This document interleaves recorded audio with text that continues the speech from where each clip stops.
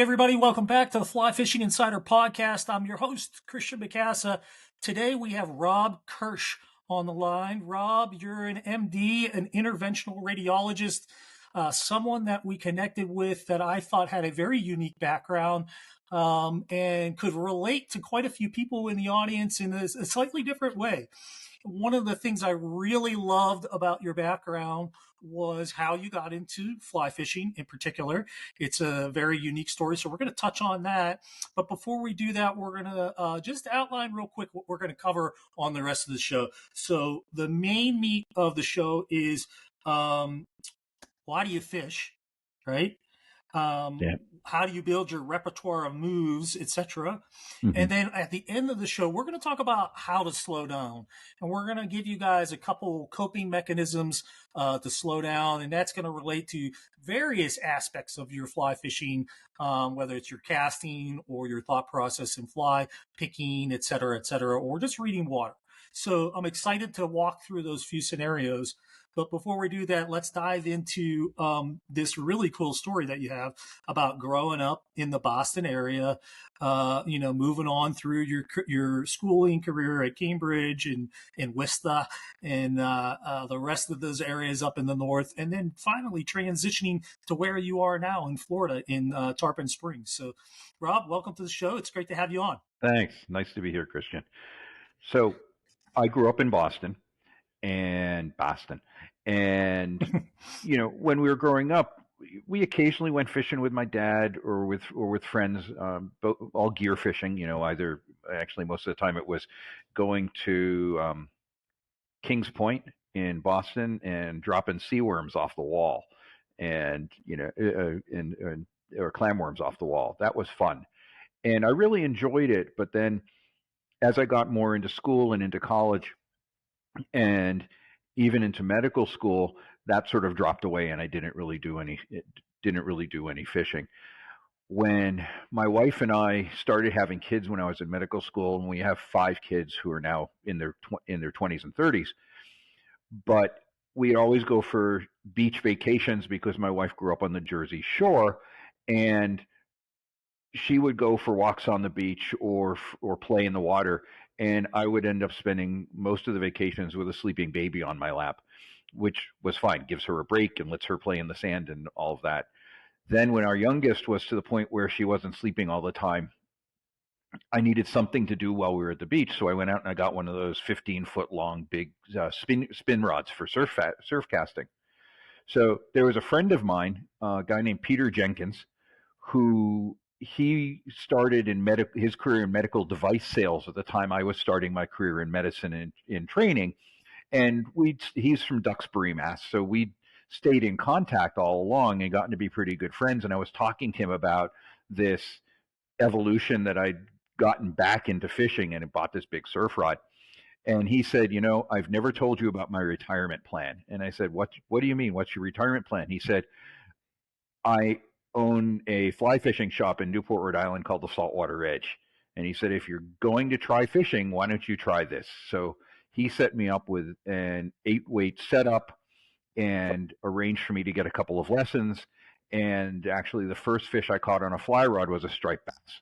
And that was 20 years and something like 40 rods ago.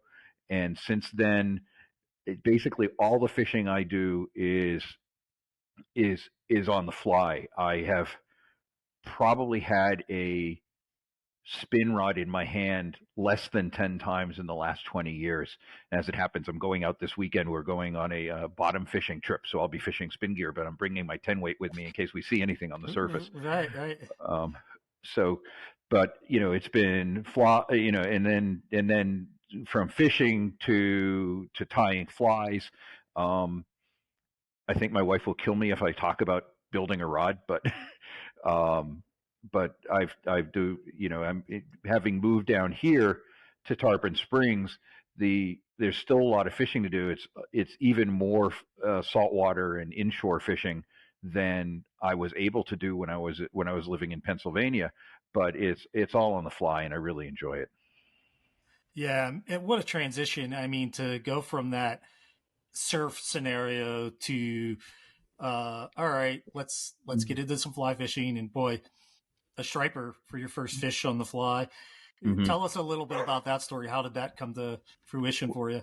Well, I got the lessons, and we were on the Jersey Shore, and I'm a firm believer in using guides for unfamiliar, or if you're unfamiliar with the area. So I fished a number of times relatively early on in my career with the people from with Jim Frieda and his colleagues on the Central Jersey Shore. And when they tied me into a 30+ inch striper, and it was just great. And then staying home, if I couldn't get to the shore, the things I ended up doing some warm water fishing and some trout fishing locally in around house. And then probably about 10 years ago, I discovered shad, and which so when I'm in Pennsylvania, it's either trout, or if I can get to the rivers at the right time, it's for shad. There are some things on my target list as I've had the opportunity to travel, as to go to medical meetings. I have often brought a rod with me and either made arrangements to fish, play hooky from a meeting for a day and go fish, and that's always been fun. So. Oh, very cool. Bear with me 1 second here. I got some dogs barking. Good thing they don't hear. Yeah, now mine's starting.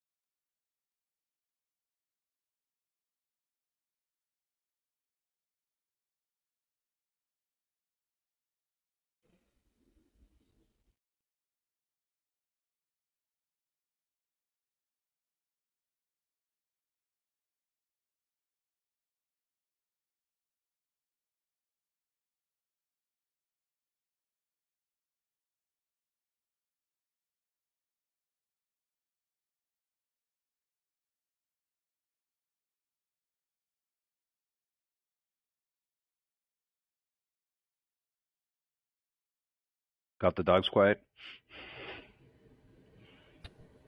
Okay, you can hear me now? Yep. Okay. Let me just catch my breath. So I had stage 4 Hodgkin's, and part of that, I lost about 90% of the functionality in my left lung. Right. So unfortunately, in this past October, I was in the ICU for a month. I was on oxygen Oh up dear. until maybe a month ago. So I'm still recovering. Takes a And my while. partners, our family just showed up. They Uh-huh. just got back into town, so they're going to Uh-huh. take the dogs downstairs and we can wrap up here. All right. So, Okay. as I recall, we left off with your story on your uh, striped bass, Right. and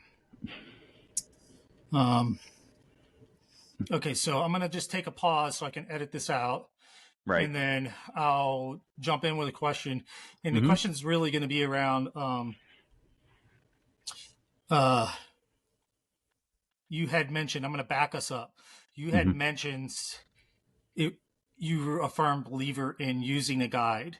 for Hmm. unfamiliar areas. And Right. I'm essentially going to ask you, why are you a believer in that? Because I am Hmm. as well. Right. Okay. Okay. Okay. All right. Here we go. I'm going to just pause us.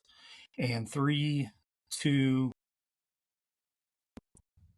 Wow. What a really interesting story, Rob, about that striped bass. And I want to back us up. I mean, you caught a beautiful fish. But you had mentioned I had some guiding, and you also had mentioned I am a firm believer in having a guide when I'm unfamiliar with the territory. And could you step into that a little bit for us and describe why that's so important to you? Well, if you want to fish and you put, as you start to fish, whether you're fly fishing or whether you're gear fishing, as you put a fair amount of effort into learning the mechanics of fishing, how to fish, how to select whatever you're using for your fly, or et cetera. You also put effort into learning how to read the water, and then you put a fair amount of effort, which you probably don't even realize how much you're putting in, to learn the place you're fishing. So, Mm-hmm. there's a stream that's about 5 miles from my home in Pennsylvania, called Ridley Creek, which is nationally famous as a trout stream. And having gone there every couple of weeks for several years, you know where the holes are, you know where the currents go, you know where the fish are likely to be. But if I fly out to Billings, Montana, Right. and go on a river there, I don't have any idea. I mean, yes, there's ways you can read the water, but having a guide who knows what's available, what you should be used, can make suggestions as to what you can use, can make suggestions about what exact technique you should use, can make suggestions about where you should be going, really helps improve your fishing experience, and also helps improve it helps you add things to your toolbox, Mm-hmm. because everybody fishes a little bit different and everybody has a little bit different skill set.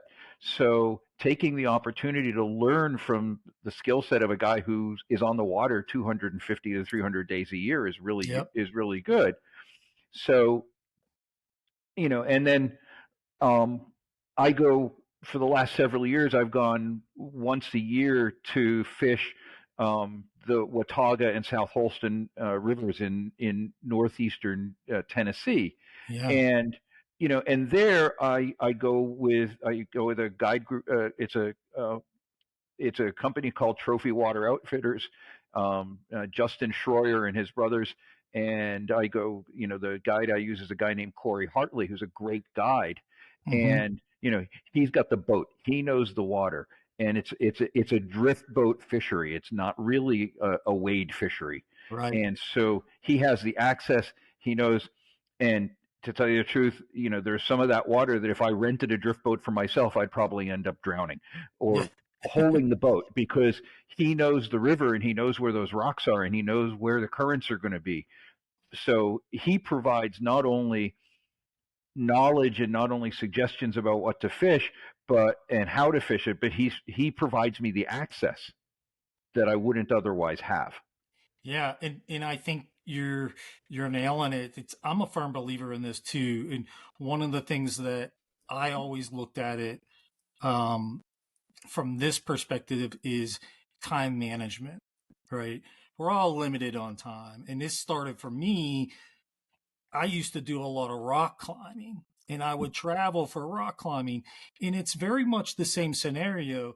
I could spend half a day rummaging it around to find the right area to park and get into the water and or onto the cliff at that time.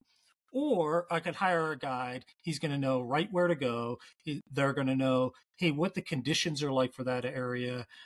Oh, there was a tree that went down in the water last week. We don't want to be down in that area. Or the water levels are like this. We want to be below this area in the river or whatever. And it's from a time management standpoint.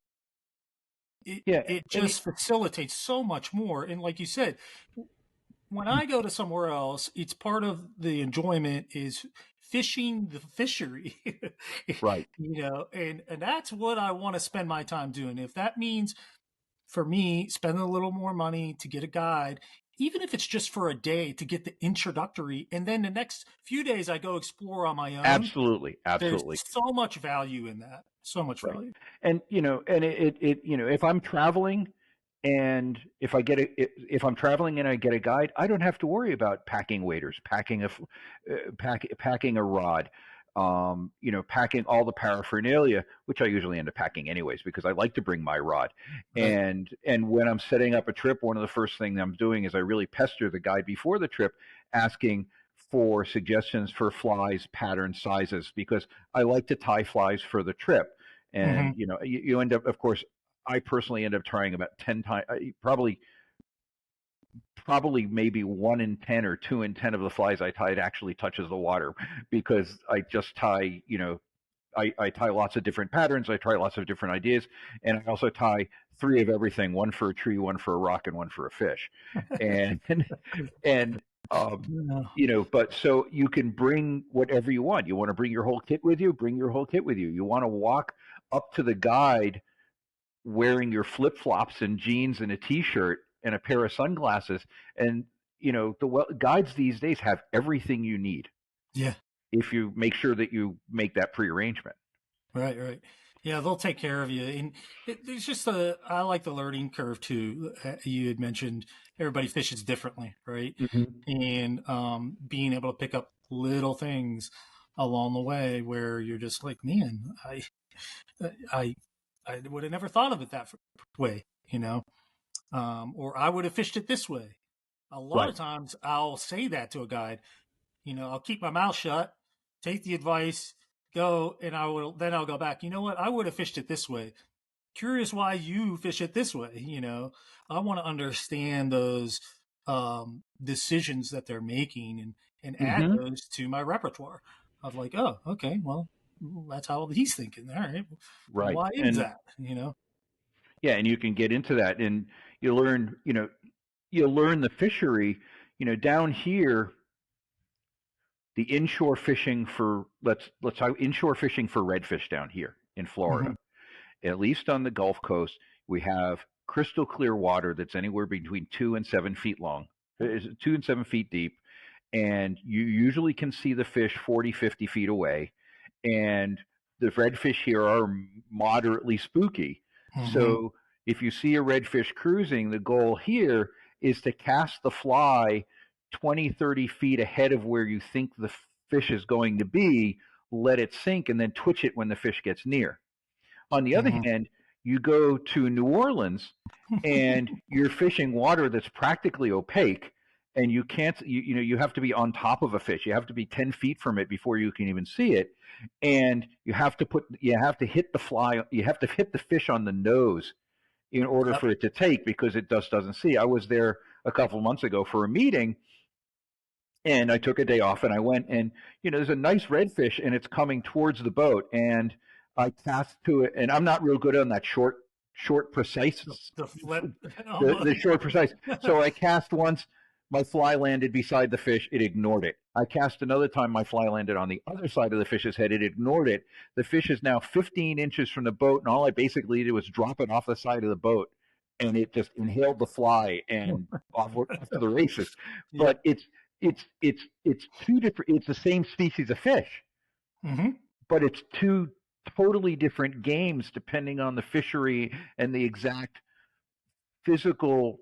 And I think it's primarily the visibility in the water that Mm-hmm. makes those differences. But it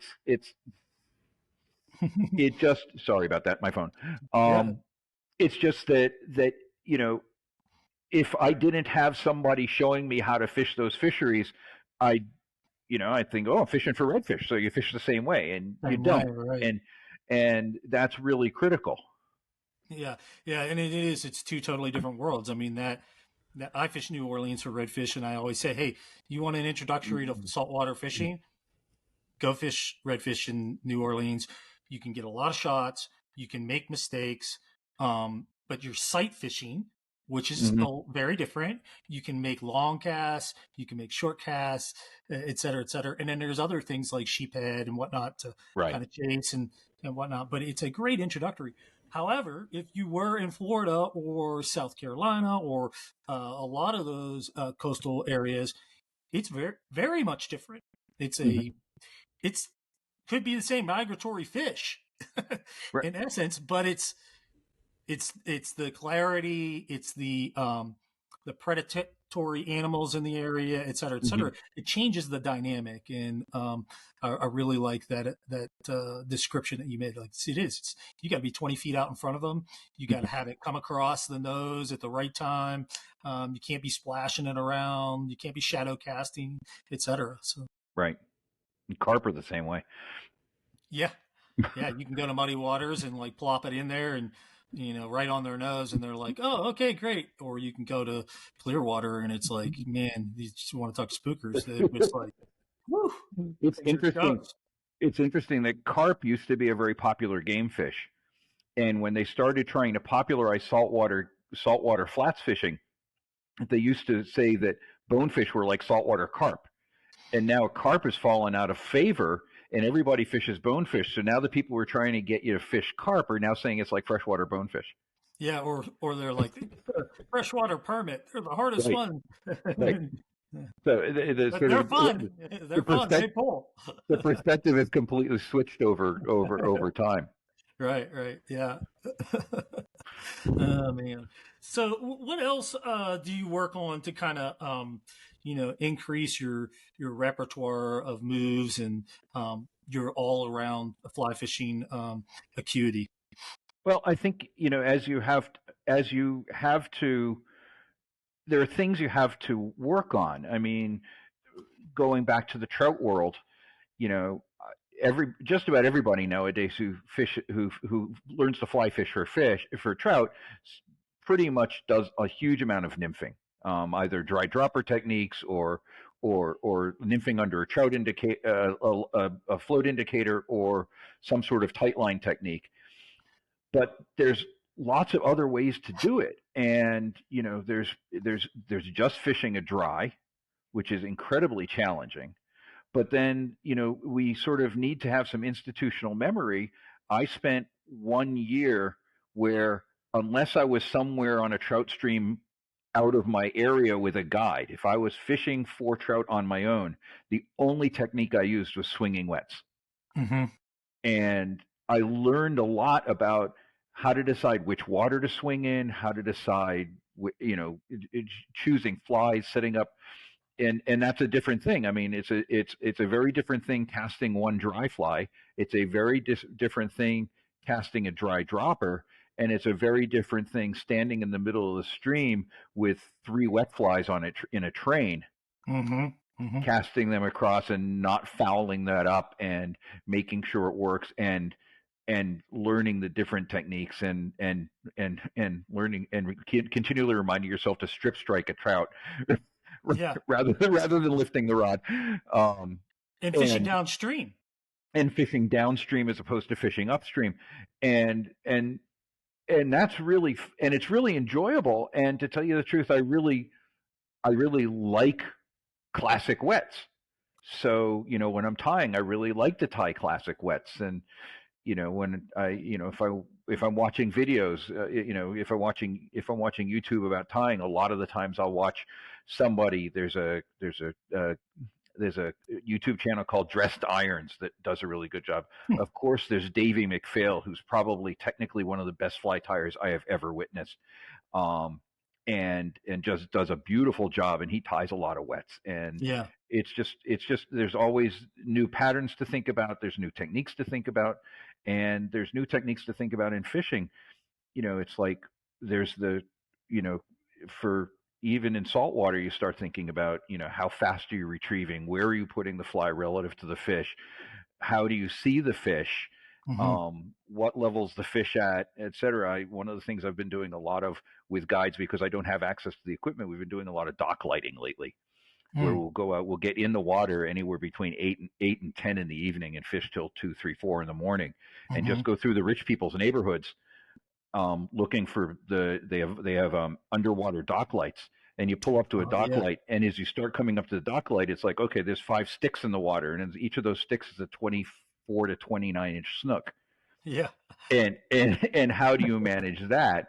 Or you come up to a big dock light and there's a dozen tarpon running around it, yeah, and and that's a trip and a half, because you cast across the light and you strip back. And I had one where I cast across the light and I stripped back, and I had a tug and I had a tug, but neither connected. And then the next cast back, I was into a 4 foot tarpon, and on an 8 weight, and that was just oh yeah. that was a great 25 minutes. Right. And then you're dealing with, oh my gosh, don't put my line around the dock, all those other Right, scenarios that come into play with it. And what a right, learning experience, right? And you right. go back to the trout stuff that you were talking about, and swinging wets. And all of a sudden you go from a scenario of dry fly fishing where it's, I have to have this perfect drift where I'm mending a line and I'm really not trying to manipulate the fly in any way to Hmm. where I'm now swinging wets. And there is a whole nother element of swinging wets to where you have a very natural swing, but then there's also how am I imparting a mend into the Right, line to get right, action into the fly, right, or at the end of my drift, am I lifting my rod tip a few times to impart action on the fly, and then that translates to your right, streamer fishing. And so just being able to stack, I always like right. to look at it as like, how do I stack those learning elements into elements that I can apply in various situations? And the swinging wet flies for trout in a stream in Pennsylvania then directly translates to going out to Washington State and fishing for either for steelhead, or for salmon, because the techniques are very similar. You're using Mm-hmm. different flies, you're using somewhat different equipment, but it's casting, getting the swing at the right speed, getting the swing at the right depth, and learning how to manipulate and experiment with all of that. So Mm-hmm. the techniques translate from the techniques, and it's what you have in your toolbox, and what you have in your toolbox translates from one situation to another situation to another situation. Mm-hmm. And then we get into that same scenario that we were talking about before, where what are we looking to do? We're looking to accelerate our learning curve whenever we go somewhere. So there's the element of, do I have guidance from a mentor, like a guide Right. or something like that? But then also, do I have my own personal guidance and experience that I can actually mentally translate what I'm Mm-hmm. being told into an active environment, Mm-hmm. and have some kind of correlation or relationship there? So yeah, Right. really, really important. It's really interesting stuff, and then it translates from species to species. I sort of, you know, some people fish to get big fish. Some people want the grip and grin with the big fish. Some people fish to get lots of fish. Some people fish because they want to fish for fish that are really challenging. I mean, look, we're using a fly rod. We've already given 90% of the advantage to the fish. And there's some people who want to give the next 8% of advantage to the fish by doing something like only fishing dry flies, or only fishing this, or only fishing that. Um, so they want to be very technical about their fishing, and really show that they had the skill to get this fish. Mm-hmm. Um, I sort of take sort of a birdwatcher approach. Yeah, I like fishing for everything, but one of the things that I'm always sort of on the lookout for is what's the next species I can add to my life list, Mm-hmm. and what's the next, so yeah, we're going out for a gear fishing trip on this coming Sunday, and we're leaving at 5 in the morning, and we're going to be and we're going to be bottom fishing in 80 feet of water, and that's not someplace where I'm going to be using my fly rod, but I'm bringing a 10 weight with me, because we might come up on a bit of floating debris and find a big triple tail. We're sitting right there on the surface, and I've never Right. caught a triple tail, or we might come up on you know, busting mackerel or something. Yeah. And I want to have the chance to be able to get into that and add those species to my list. I really want to get a Yeah. pike. Yeah. Well, hey, pike. Yeah, that's a good one. But I'll tell you, you're in a great location to have that perspective. Florida, eh, such an underrated fishery for most people. They don't. I didn't know myself how amazing the fishery is. down there until my first real experience of exploring the area. Right. And, I must have ticked off 25 different species and, a long weekend.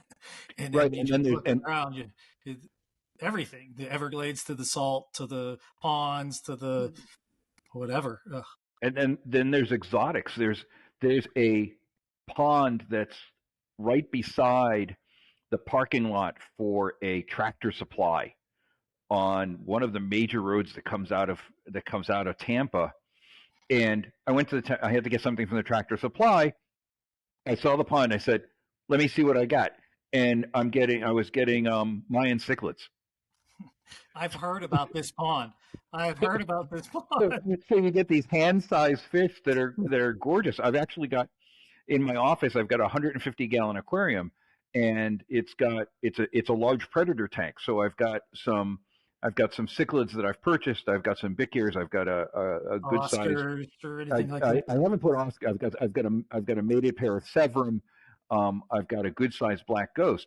But I also have been taking fish that I've caught and putting them in. I had for a while. I had a largemouth bass in there that just ate everything in sight. So I'd like to get a really small largemouth bass in there. But right now I've got three different species of sunfish in there, and they're That's really cool. aggressive critters, and Yes, they are. it's just fun. I'd love to catch like a 3-inch snook. Um, Yeah, that would be cool. I think that's probably illegal, but it's just all the stuff you can get around here, and and if I set up a marine aquarium, it'd be even crazier. Yeah, I mean that my first experience down there, I was amazed. I mean, I fished in Miami, and I just couldn't believe the quality of water right there Mm-hmm. in the bay. And then post that, we went down to the Everglades and explored around. So really Right, unique scenario. Um, right. let's do this. Let's jump into this idea of slowing down Mhm. and really kind of using that as a tool to be a better angler and get some of your advice on that. I think that one of the things that people fall over themselves or get in their own way is particularly if you're somebody who doesn't get out on the water all that often. So it's a special occasion. And particularly if you're sight fishing, you're sight fishing, you see a fish and it's like pressure, pressure, pressure. I got to get the fly out there. I got to get the fly out there. I got to get ready. And that's how you end up with a wind knot, and that's how you end up with line tangled around your feet, and that's how you end up with slapping the water with your with your line and spooking every fish in 200 meters. And just it's important to just continually remind yourself that there's going to be another fish, there's going to be another opportunity, and you have to slow down, take a deep breath, pay attention to your casting mechanics, pay attention to the fact that fly casting is a slow process. It's not a glacial process, but it's a slow process. I mean, if you're really trying to push it and really trying to move everything fast, your casting stroke's going to fall apart, and your cast is going to fall apart. You're not going to have any depth. You're not going to have any control. You're not going to have any aim. So take a deep breath and just think about it. And sort of, that first fish jitters.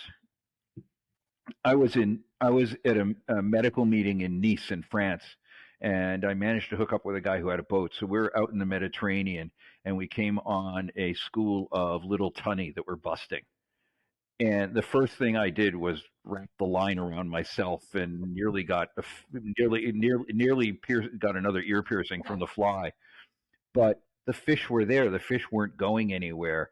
And once I took a deep breath and sorted myself out and reminded myself to slow down, we had a great time. And yeah, I got getting three of those was an amazing experience. And after that, your arms are really tired. so, so you can be done. Um, but it happens no matter where you are. We all tend to get excited. We all tend to get revved up. We all tend to be afraid we're going to miss something or miss our shot. and it's really important.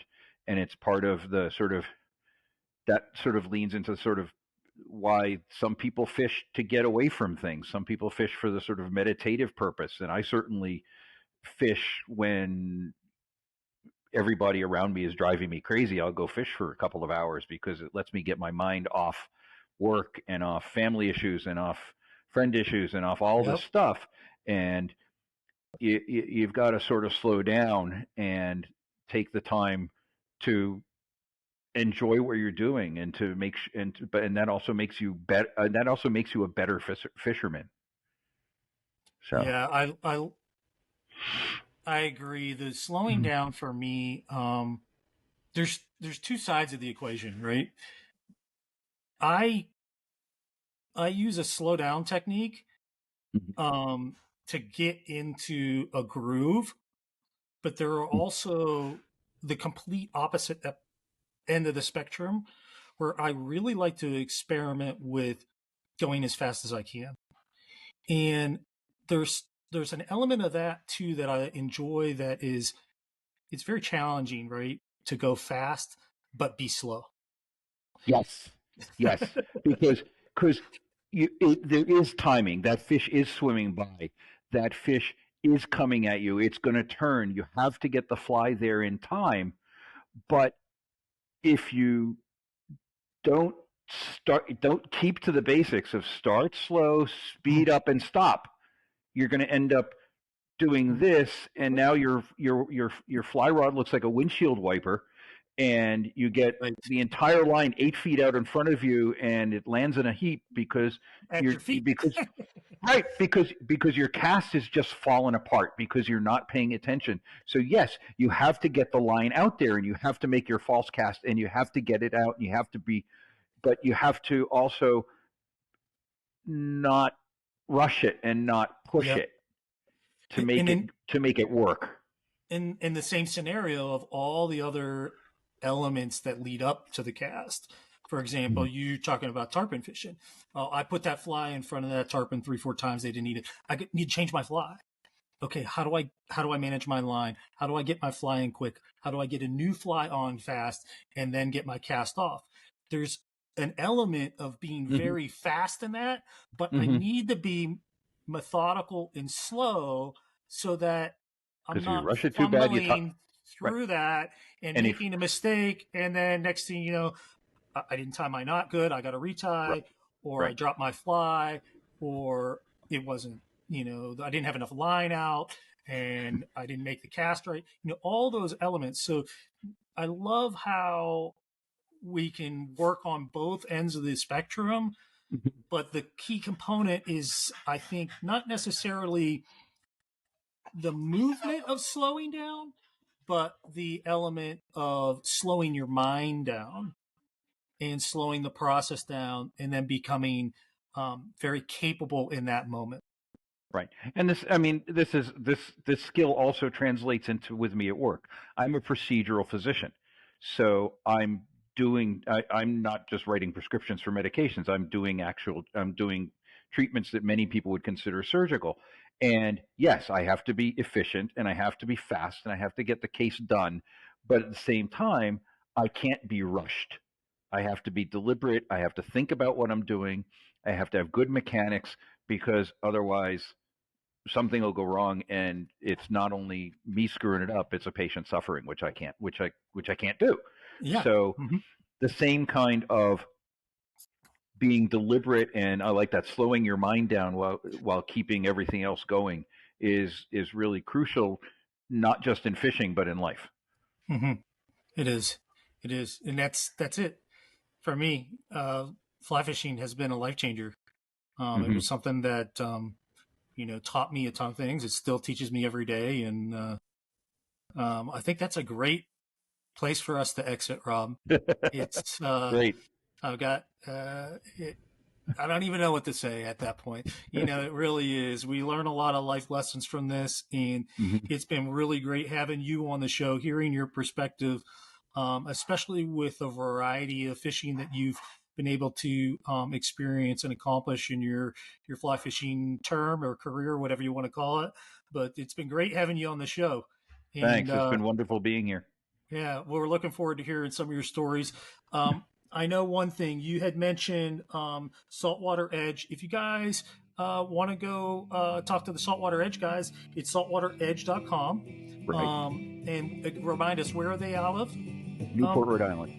Newport, Rhode Island. Okay, and then if they want to follow you on Instagram and check out your fly time, which you've got some beautiful flies, etc., what is your handle on Instagram? Yeah, on Instagram it is. I have to look it up because I'm always forgetting.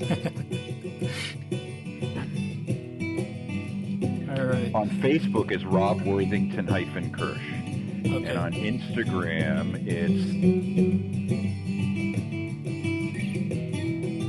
Worthington Kirsch, WORTHINGTONKIRSCH, no hyphen on the Instagram. Okay. All right. Well, we'll put it in the show notes as well. And Rob, again, thanks for being on the show. We'll Thanks so much, Christian. This was